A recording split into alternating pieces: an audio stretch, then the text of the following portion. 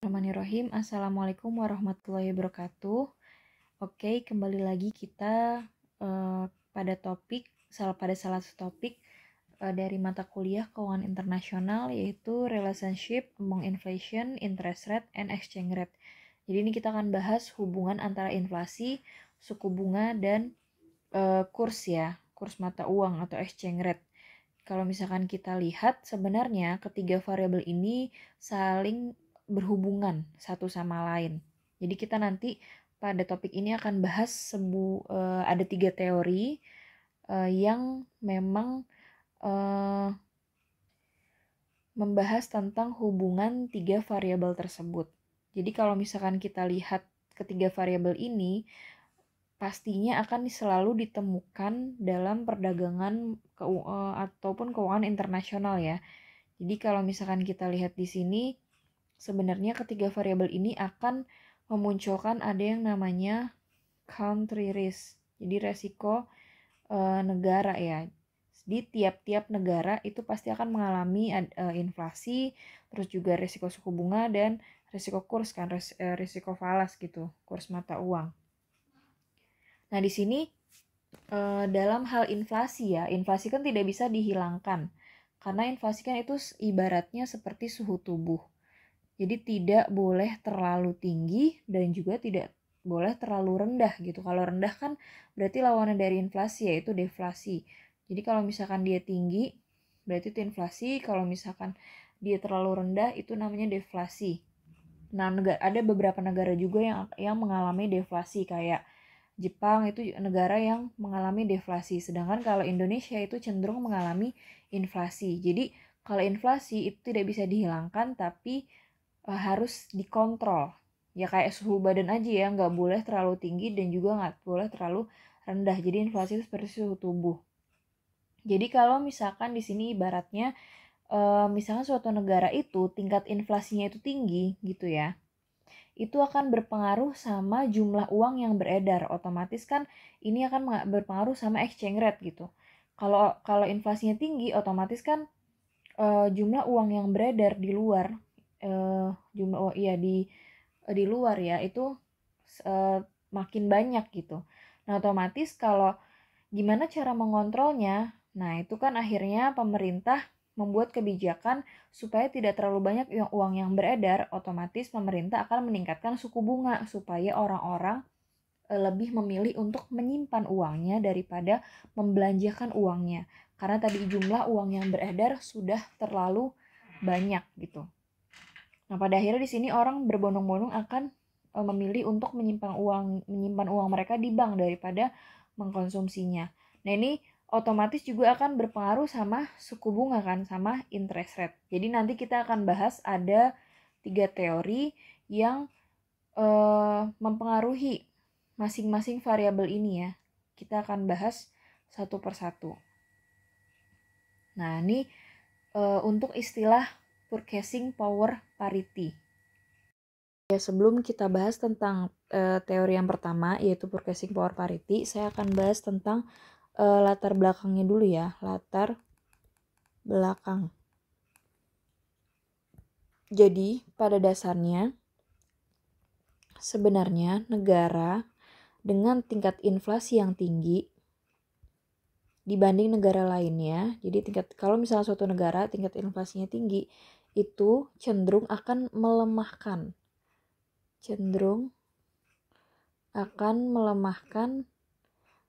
kurs mata uangnya. Jadi mata uang negara tersebut akan cenderung terdepresiasi. Karena kalau misalkan inflasi berarti kan harga-harga menjadi mahal ya. Harga-harga semakin tinggi karena terjadi inflasi. Otomatis konsumen ceritanya mau beli barang gitu kan, yang membeli barang domestik gitu ya, barang di negara tersebut, itu akan merasa barang-barang tersebut lebih mahal nih. Itu akan merasa mereka terlalu mahal nih membeli barang di domestik. Nah, alternatifnya gimana? Cara mencari barang yang murah. Nah, mereka akan cari barang tersebut, jadi barang yang sejenis itu di luar negeri, mencari barang LN. Jadi produk yang sejenis tapi carinya di barang luar negeri karena ternyata harga barang tersebut di luar negeri itu ternyata murah gitu. Nah, otomatis karena banyak konsumen yang merasa harga barang domestik itu mahal, akhirnya dia alternatifnya mencari barang tersebut di luar negeri dan ternyata dapatnya murah, otomatis permintaan barang luar negeri itu meningkat kan? Permintaan barang luar negeri itu semakin meningkat. Nah, peningkatan tersebut itu nantinya akan melemahkan. Jadi akan melemahkan kurs mata uang domestik. Jadi kurs mata uang dalam negeri. Makanya pada akhirnya makanya pada akhirnya mata uang di negara tersebut itu cenderung terdepresiasi karena melemah kan. Jadi melemah karena banyak orang beli barangnya di luar negeri, otomatis permintaan barang luar negeri meningkat sedangkan permintaan barang dalam negeri itu berkurang gitu. Nah, ini akan melemahkan kurs mata uang dalam negeri. Nah, contoh ini yang menyebabkan ada kesimpulan ini. Negara dengan tingkat inflasi yang tinggi itu cenderung memiliki kurs mata uang yang rendah gitu ya, atau sering terdepresiasi. Nah, kita sudah dapat ini ya poin pertama ya. Jadi poin pertama yang melatar belakangi adanya hubungan antara tingkat inflasi dengan kurs mata uang. Nah, sekarang kita akan bahas teori yang pertama yaitu teori purchasing power parity. Jadi teori ini berfokus pada hubungan antara inflation dengan exchange rate. Jadi tingkat inflasi dengan kurs mata uang. Jadi teori ini sebenarnya menyatakan bahwa exchange rate atau nilai tukar kurs mata uang itu akan menyesuaikan diri dari waktu ke waktu untuk mencerminkan selisih inflasi antar dua negara. Jadi akibatnya daya beli konsumen untuk membeli produk domestik yang akan sama dengan daya beli mereka untuk membeli produk dalam negeri. Jadi menurut teori purchasing power parity ini, si exchange rate atau kurs mata uang ini akan menyesuaikan dirinya dari waktu ke waktu sehingga tidak ada perbedaan kita membeli barang di dalam negeri dengan membeli barang di luar negeri. Karena tadi kan kalau kita lihat sebenarnya pada dasarnya yaitu ya tingkat inflasi sama kurs mata uang itu hubungannya itu. Kalau inflasi tinggi otomatis dia akan melemahkan mata uang. Tapi berdasarkan teori PP ini dia menyatakan nilai tukar atau exchange rate ini akan menyesuaikan diri dari waktu ke waktu untuk mencerminkan selisih antara inflasi di dua negara sehingga daya beli konsumen terhadap barang luar negeri dan barang dalam negeri itu sama gitu. Jadi dia menolkan perbedaan antara harga di barang di luar negeri dan barang di dalam negeri gitu. Nah, bentuk dari purchasing power parity ini terbagi menjadi dua bentuk. Yang pertama yaitu absolute form of PP dan relative form of PP. Jadi untuk yang pertama, bentuk absolut dari PP based on the nation that without international barriers consumer shift their demand to whatever price are lower. Jadi berdasarkan dari gagasan ini ya, absolute PP ini menyatakan bahwa tanpa adanya international barriers berarti kan kayak hambatan internasional, konsumen itu akan menggeser permintaan akan barang mereka itu kemanapun harganya yang lebih rendah gitu.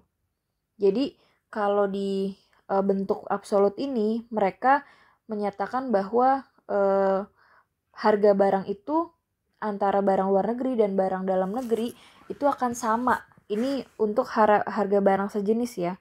Jadi harga barang sejenis. Harga barang sejenis antar negara gitu ya. itu sama gitu.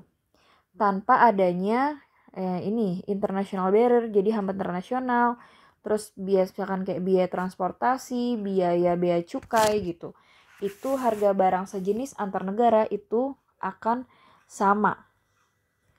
Jadi harga barang atau dua produk yang sejenis ya antar negara yang berbeda gitu akan sama jika diukur oleh valuta asing jika diukur dengan valuta atau kurs mata uang yang sama gitu. Jadi contohnya contoh di sini misal harga 1 kilo apel ya, harga 1 kilo apel di US gitu ya, apel US misalkan 1 kilonya 1 US dollar gitu ya, 1 USD. Sedangkan gimana nulisnya? Sedangkan 1 kilo apel misalkan di Indonesia gitu ya. Itu harganya 8.000. Nah, berarti kan di sini apel 1 kilo itu sama dengan Rp 8.000 kan? 8.000 rupiah sama dengan juga 1 USD. Berarti kan di sini 8.000 berarti harga apel di sini kan 8.000 1 kilonya adalah 8.000 rupiah per USD. Jadi per US dollar itu kalau di rupiah harganya 8.000. Kalau di USD berarti harganya 1 US dollar gitu.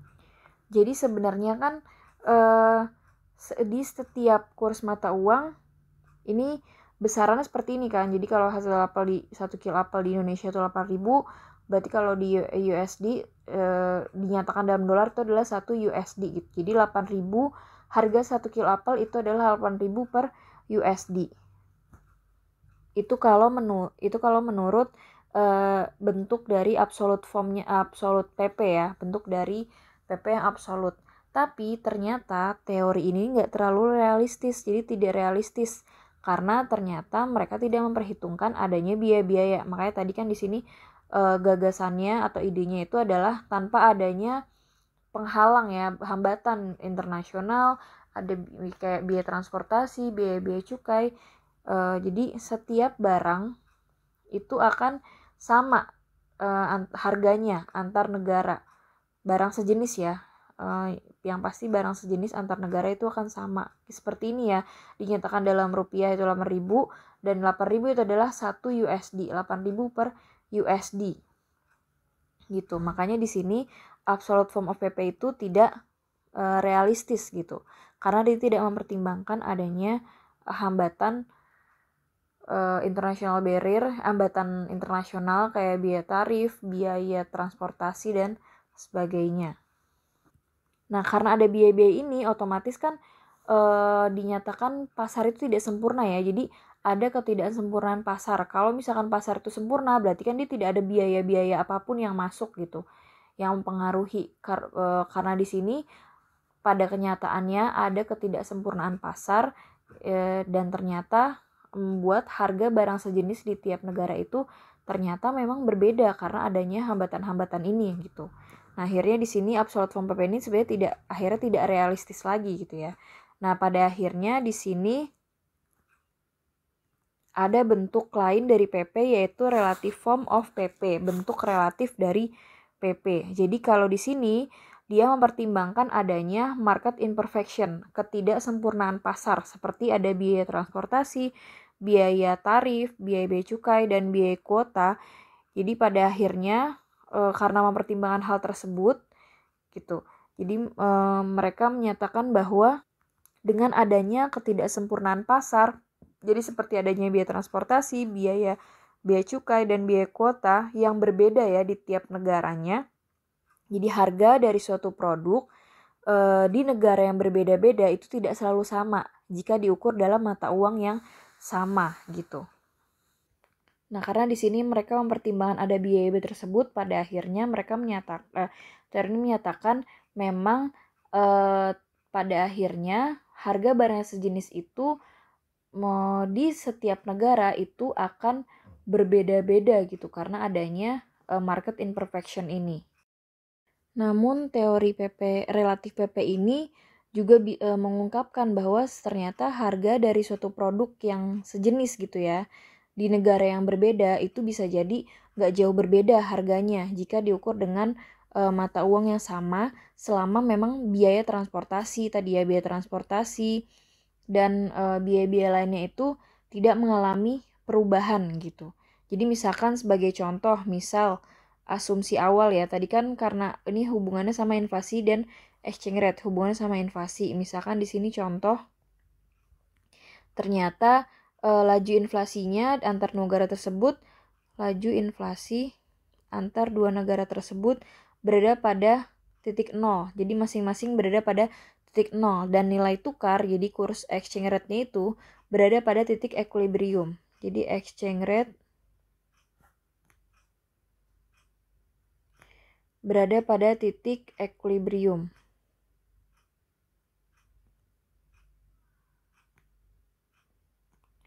Nah, ini misalkan posisi awalnya seperti ini. Nah, seiring berjalannya waktu gitu ya, negara tersebut masing-masing negara itu ya mengalami inflasi. Nah, supaya teori relative form of PP ini, jadi teori PP relatif ini berfungsi gitu ya, bekerja. Jadi caranya adalah negara tersebut harus bisa menyesuaikan kurs mata uangnya agar bisa mengimbangi adanya perbedaan laju inflasi karena kan setiap negara laju inflasinya itu berbeda-beda ya. Gimana cara menyeimbangkannya? Jadi si yang menyeimbangkannya adalah nilai tukar yang harus menyesuaikan diri supaya perbedaan laju inflasi ini tidak terlalu besar gitu. Jadi otomatis kalau perbedaan laju inflasi ini tidak terlalu besar, otomatis perbedaan harga produk di suatu negara ya, produk yang sejenis di antar negara tidak akan terjadi. Jadi konsumen yang tadinya ngelihat kok harga di barang luar negeri itu malah lebih murah gitu, tapi tidak beralih untuk membeli barang luar negeri karena adanya teori PP ini berfungsi. Ternyata harganya nggak jauh beda dengan harga produk di dalam negeri. Kalau ternyata memang laju inflasinya itu bisa tertutupi dengan penyesuaian dari exchange rate tadi, penyesuaian dari nilai tukar tadi. Seperti itu. Jadi adanya teori PP ini sebenarnya untuk supaya nilai tukar itu bisa menyesuaikan diri dengan adanya laju inflasi yang berbeda-beda setiap negara gitu. Jadi kalau tingkat inflasinya itu berbeda, nah ini nilai tukarlah yang berusaha menyesuaikan diri dengan laju inflasi tersebut sehingga laju inflasi antar negara gitu itu bisa tertutupi. Jadi harganya pada akhirnya nanti enggak jauh beda nih antara harga barang dalam negeri dan luar negeri. Ini supaya membuat konsumen itu tidak berpindah atau tidak mengimpor gitu ya, mengimpor barang dari luar, dia beli barang luar daripada dia beli di dalam negeri. Nah, selanjutnya di sini PP suggests that the exchange rate will not remain constant but will adjust to maintain the parity in purchasing power. Seperti yang tadi ya saya jelaskan. Jadi teori ini menyarankan gitu ya, suggest bahwa kalau kurs mata uang itu tidak akan berubah, tetapi kurs mata uang atau nilai tukar itu akan menyesuaikan diri gitu ya. Jadi kan supaya untuk menutupi laju inflasi tadi si exchange rate atau nilai tukar ini akan menyesuaikan diri untuk mempertahankan dari kesamaan dari daya beli gitu. Jadi harga barang domestik sama harga barang luar negeri itu tidak jauh berbeda harganya gitu. Jadi di sini persamaannya ya di sini adalah PF 1 plus IF dikali 1 plus EF sama dengan PH 1 plus IH.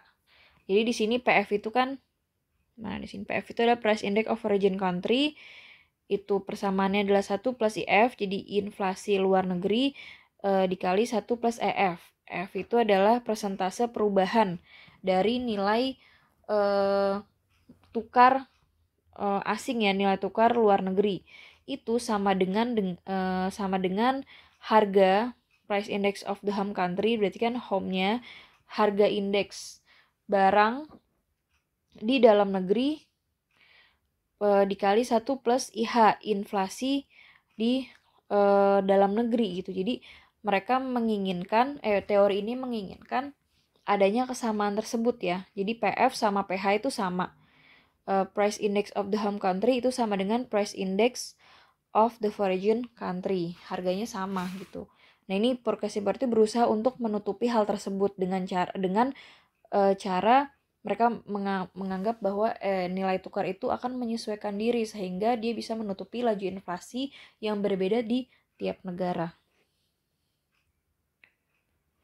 Kemudian pada area IF itu adalah persentase perubahan tadi kan F itu adalah persentase perubahan dalam nilai tukar luar negeri ya. Jadi di sini areanya dari EF adalah 1 plus IH dibagi 1 plus IF dikurang 1. Nah, ini menunjukkan hubungan antara tingkat inflasi. Jadi ini adalah hubungan antara tingkat inflasi di dua negara ya, di dua negara dengan kurs falasnya gitu, dengan kurs falas. Jadi ini persentase perubahan kan. Nah, persentase perubahan ini direpresentasikan dengan 1 plus IH dibagi 1 plus IF. IH tadi kan inflasi di home country, berarti inflasi di negara asal gitu ya, di dalam negeri, dibagi sama inflasi di luar negeri, inflation of foreign tadi. Foreign country gitu kan, inflasi di luar negeri itu dikurang 1. Nah, misalkan hasilnya jika ternyata inflasi di dalam negeri itu lebih dari nilainya lebih dari inflasi di luar negeri, nah foreign currency will appreciate. Jadi kalau misalkan inflasi di dalam negeri itu tinggi daripada di inflasi di luar negeri, otomatis nilai mata uang atau kurs mata uang asing itu akan terapresiasi kan, karena di sini ternyata tingkat inflasi di dalam negeri itu tinggi. Sedangkan kalau hasilnya inflasi di home country, inflasi di dalam negeri itu ternyata kurang, nilainya itu lebih kecil daripada tingkat inflasi di luar negeri. Nah, foreign currency ini akan terdepresiasi gitu. Jadi mata uang asing itu akan terdepresiasi karena tingkat inflasi di dalam negeri itu lebih rendah daripada tingkat inflasi di luar negeri. Jadi secara sederhana hubungan PP ini adalah EF sama dengan IH dikurang IF. Jadi selisih antara inflasi home country atau inflasi di dalam negeri dikurang sama inflasi di luar negeri. Inflation of foreign country gitu. Nah, sekarang kalau kita lihat ya secara intinya kesimpulannya lah dari purchasing power parity. Jadi di sini ada skenario 1, skenario 2 dan skenario 3. Jadi kita lihat dari skenario 1. Jadi misalkan jika inflasi di dalam negeri, jadi misalnya ini kan high local inflation, jadi inflasi di dalam negeri itu tinggi. Nah, di sini import will increase karena kan tingkat inflasi tinggi, otomatis harga barang itu rendah, harga barang jadi mahal gitu ya. Harga produk mahal, harga produk jadi tinggi, barang-barang jadi mahal, otomatis impornya akan semakin tinggi. Karena permintaan barang kan, kalau ngimpor kan berarti kita beli barang dari luar negeri kan. Jadi otomatis permintaan barang luar negeri itu semakin meningkat gitu, dan export will decrease, dan ekspor jadi kita ngirim barang ke luar negeri itu akan semakin sedikit. Nah, otomatis local currency itu akan terdepresiasi seperti yang tadi di awal saya jelaskan ya.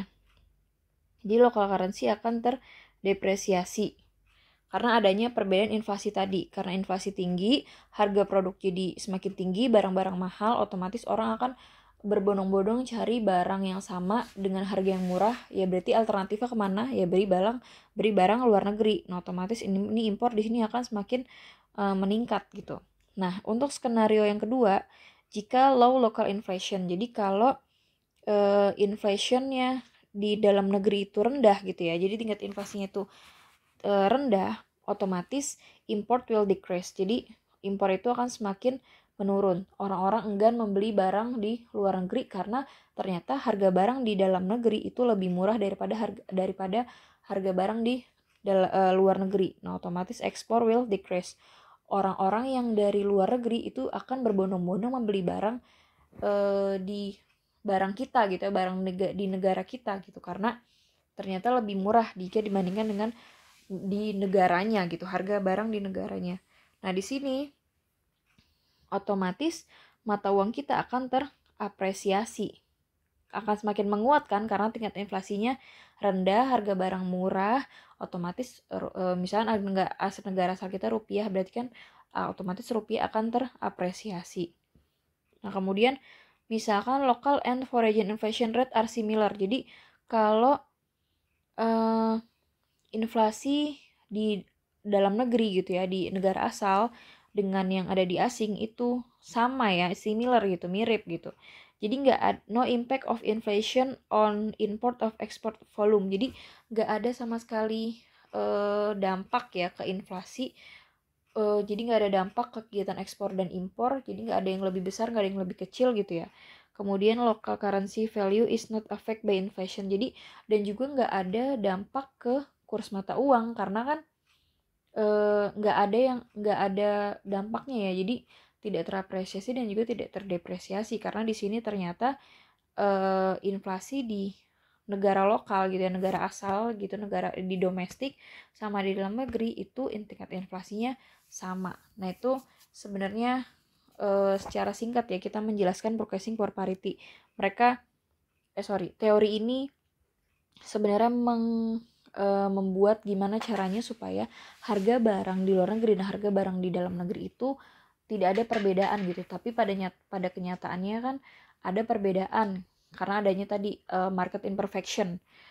Nah, supaya bisa minimalisir itu, makanya tadi dari bentuk relatif PP itu mereka menyatakan adanya penyesuaian, ternyata nilai tukar atau kurs mata uang itu akan menyesuaikan dirinya sendiri gitu di pasar.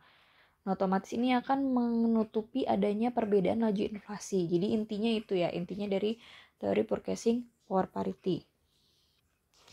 Nah, supaya kita lebih jelas ya memahami teori PP ini, saya akan jelaskan dengan menggunakan grafik. Jadi di sini ada grafik illustration of purchasing power parity. Jadi gimana sih teori PP ini bekerja gitu ya. Jadi di sini ada grafik yang garis ini adalah selisih ya antara IH jadi inflation home country dengan inflation di foreign country gitu ya, inflasi dalam negeri dikurang sama inflasi luar negeri. Kemudian di sini adalah garis kurs ya, kurs mata uang persen. Interference garis, jadi ini dalam bentuk spot rate. Jadi kurs mata uang spot rate, kurs spotnya gitu. Nah, di sini misal contohnya di sini saya tulis misal kita bahas di titik A dulu ya. Di titik A. Jadi misal di sini inflasi AS gitu ya. Contohnya di sini pakai negara asal kita, contohnya di US ya. Inflasi di US itu misalkan antara US dengan Inggris. Tingkat inflasi diasumsikan US itu tingkat inflasinya 9% dan di Inggris tingkat inflasinya adalah 5%. Jadi kalau kita lihat selisihnya antara IH, home country-nya adalah US, di sini IH, di sini IF, home country dengan IF, berarti kan 9 dikurang 5 kan, itu adalah selisihnya adalah 4%. Nah, otomatis kalau misalkan ada selisih 4% ini, kan kita lihat di sini yang tinggi inflasi kan US, sedangkan Inggris itu cuman 5%. Nah, otomatis di sini yang akan terapresiasi adalah Inggris kan, karena tingkat inflasinya lebih rendah daripada si US dan selisihnya adalah sebesar 4%. Nah, 4% ini kita masukkan ke garis PP ini. 4% ini kan karena adalah ini disebutnya garis PP ya. Jadi PPP line garis purchasing power parity yaitu sebesar 4% didapat dari selisih antara tingkat inflasi home country dengan tingkat inflasi foreign country gitu. Nah, teori PP ini akan bekerja nih karena ternyata posisinya adalah di sini pada spot rate-nya persentasenya adalah 4% dan juga selisih dari inflasi home dengan inflasi foreign country itu adalah 4 juga ya, 4% juga. Jadi sini titiknya kan mengenai garis PPP. Jadi berada pada PPP line gitu. Nah, otomatis di sini PPP bisa bekerja karena nilai tukar itu menyesuaikan diri dengan tingkat inflasinya. Nilai tukar selisihnya 4%, nah otomatis di sini juga tingkat inflasinya selisihnya 4%. Nah, otomatis di sini posisi berada pada titik purchasing power parity. Jadi pada garis PPP line gitu ya. Makanya di sini karena sama bisa ditutupi nilai tukar yang menyesuaikan diri di sini 4%, di sini juga 4%, itu pada akhirnya bisa menutupi perbedaan dari harga tersebut. Walaupun di sini Inggris memang terapresiasi ya. Orang-orang akan beli kalau tahu harga barang di Inggris akan semakin besar, orang-orang sebenarnya pada akan beli barang-barang yang ada di Inggris. Tapi karena di sini bisa ditutupi ya. Di sini spot rate-nya 4% selisihnya dan di sini juga 4%. Ya, akhirnya teori PP bekerja, tidak ada perbedaan yang terlalu timpang antara harga barang di US dan harga barang di Inggris gitu. Nah, ini contoh dari teori PP yang bereaksi ya terhadap inflasi. Jadi sesuai dengan teorinya karena ternyata berada pada garis PPP. Nah, contoh lain misalkan kita asumsikan di titik B ini. Jadi misal contohnya titik B ini itu adalah inflasi antara misalkan home country-nya tetap US ya. US sama Prancis gitu. Nah, di sini misalkan diketahui inflasi di US itu adalah 1%, kemudian di Prancis itu adalah 6% misalnya. Jadi kan berarti selisihnya IH dikurangi IF ya, tadi selisih inflasinya, berarti kan minus 5%. Nah, ini kan membuat tadi yang inflasinya lebih besar kan Prancis ya, berarti kan di sini yang terdepresiasi itu adalah franc Prancis kan, mata uang si negara Prancis sebesar 5%. Nah, di sini kita lihat karena teori PP ini akan bereaksi karena mereka bergerak pada garis PP nih, bergerak ke garis PP. Di sini minus 5 dan di sini juga minus 5. Kurs spot rate-nya bergerak ke minus 5 dan juga selisihnya itu bergerak ke minus 5. Jadi sama-sama bisa tertutupi perbedaan harganya gitu. Jadi jika di sini saya tulis ya. Jadi jika kurs mata uang itu benar-benar bereaksi gitu ya. Benar-benar bereaksi terhadap teori ini, teori PP, maka jadi titik temunya itu akan berada pada garis PP gitu. Atau akan berada atau dekat garis PP. Sebenarnya juga dekat masih bisa dikatakan teori PP ini bekerja gitu. Atau malah memang berada pada titik PP ini gitu. Nah, ini kan sebenarnya kalau dari grafik ini kan teori PP-nya bekerja karena ternyata nilai tukar ini bisa menutupi laju dari inflasi gitu. Ini memang mengikuti garis PP ini. Nah, ini untuk kalau kita mau tahu ternyata sebenarnya teori PP ini bereaksi ya. Kalau ternyata memang terjadi seperti itu, jadi terdepresiasi sekian, terapresiasi sekian gitu. Kalau ternyata daya belinya itu ada disparitas gitu ya, ada perbedaan, purchasing power itu disparity. Misalkan di sini grafik yang kedua. Jadi misalkan dengan ini ya, dengan posisi yang sama gitu ya. Misal di sini titik C merepresentasikan situation where home inflation exceed foreign inflation by 4%. Jadi misalkan di sini titik C, kita bahas titik C itu merepresentasikan selisih ya antara merepresentasikan selisih antara inflasi di home country dengan inflasi di foreign country, di luar negeri gitu, tingkat inflasi dalam negeri dan luar negeri. Ini misalkan ternyata selisihnya adalah 4%, berarti kan di sini ya posisinya. Di sini 4% di sini, ini 4. Nah, ternyata the foreign currency appreciate by only 1%. Ternyata nilai tukar gitu ya, nilai tukar itu hanya terapresiasi sebanyak 100%. Ini kurang jelas ya, gimana cara maksudnya? Jadi ini hanya terapresiasi sebanyak 1%. Ternyata kurs spotnya itu terapresiasi 1%. Berarti kan posisinya di sini ya. Nah, kan garisnya seperti ini. Nah, ini kan sebenarnya menjauhi PP line ya, menjauhi garis dari PPP. Nah, ini pada akhirnya akan muncul disparitas daya beli. Nah, adanya purchasing disparity, bukan purchasing parity tapi purchasing disparity gitu. Nah, ini merepresentasikan daya beli konsumen terhadap barang asing itu lebih baik terhadap daya beli barang di domestik gitu, karena ada perbedaan tadi. Jadi merepresentasikan more favorable purchasing power for foreign goods than for home goods gitu.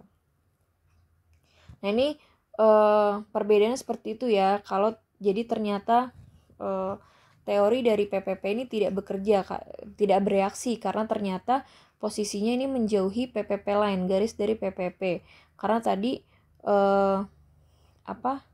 selisih inflasinya 4%, sedangkan terapresiasinya hanya 1%. Jadi titiknya di sini posisinya gitu. Nah, ini efek jangka pendeknya dari purchasing disparity ini. Nah, sama seperti titik C ini kontrari ya. Jadi point D is the contrary of point C. Jadi titik D ini merepresentasikan